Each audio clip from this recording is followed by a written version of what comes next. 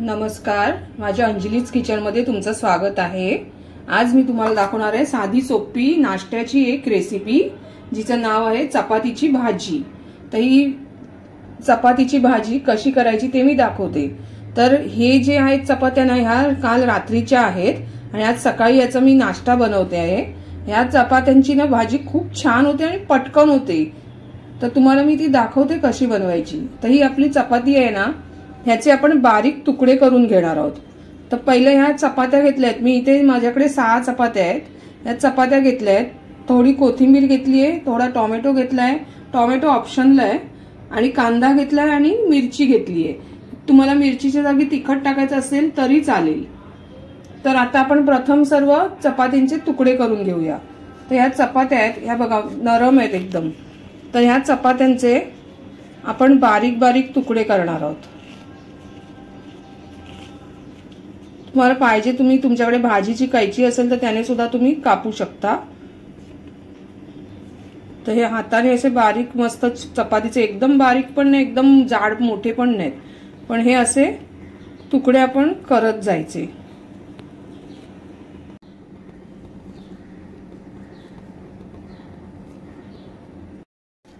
बघा हे असे आपण चपातीचे छान बारीक मस्त तुकडे करून घेतलेले आहेत। चपातीच्या रेसिपी खूप आहेत, त्यातली ही एक रेसिपी मी आज चपातीची फर्स्ट टाइम दाखवते आहे। तर ही चपातीची रेसिपी आहे ना, ह्याचे खूप छान छान पदार्थ तयार करता येतात। तर ही रेसिपी पण खूप छान लागते आणि पटकन होणारी आणि चहा बरोबर नाश्त्याला सर्वांना आवडणारी आहे। तर आता आपण हे चपातीचे तुकडे बारीक करून घेतलेले आहेत सगळ्या। तर आता हे सगळं आपण आता फोडणीला घालणार आहोत।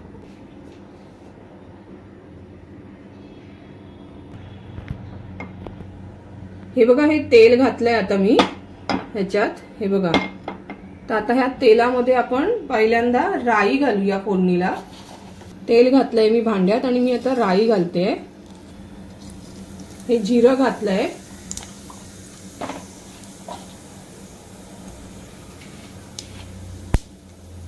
हिंग घातलाय थोडा। आता आपण कढीपत्ता घातलाय। आता आपण हा कढीपत्ता घातलाय। आता ह्या मिरच्या घालतो, त्याच्यानंतर हा कांदा घालतो आणि हे चांगलं परतून घ्यायचं। टोमॅटो घालतो,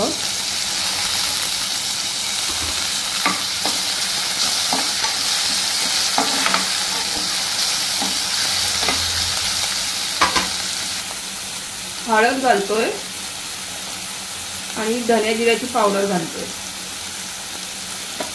हे परत चांगलं परतून घ्यायचं। पटकन होणारी रेसिपी आहे ही आणि खायला पण छान लागते, मस्त लागते। काहीतरी आपलं वेगळं असं मस्त तयार होतं पदार्थ।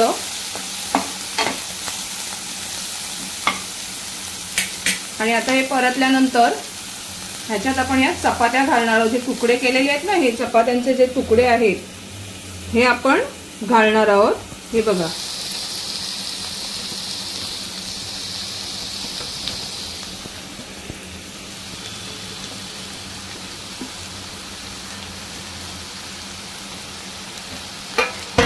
आणि चपातीत माझ्या मीठ असतं, कारण पीठ मळताना मी थोडं मीठ टाकते।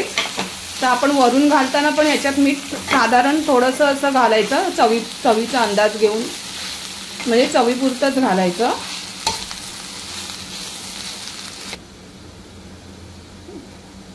हे बघा हे मी थोडंसं मीठ घालते।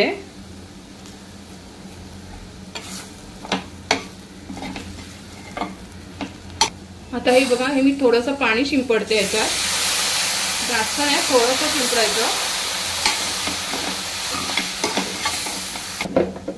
ह्याच्यात थोडीशी चिमूटभर साखर पण घालायची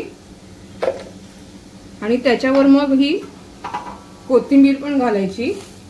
हे सगळं मिश्रण चांगलं परतून घ्यायचं। थोडी साखर जर तुम्ही आधी टाकली तरी चालेल, काय हरकत नाही। साखर मीठ घातल्यानंतर नंतर घातली तरी चालेल। आता ही आपली भाजी तयार झालेली आहे। ह्याला वेळ नाही लागत, 10 मिनिटात होणारा पदार्थ आहे हा। सगळी तयारी केली तर 5 मिनिटात।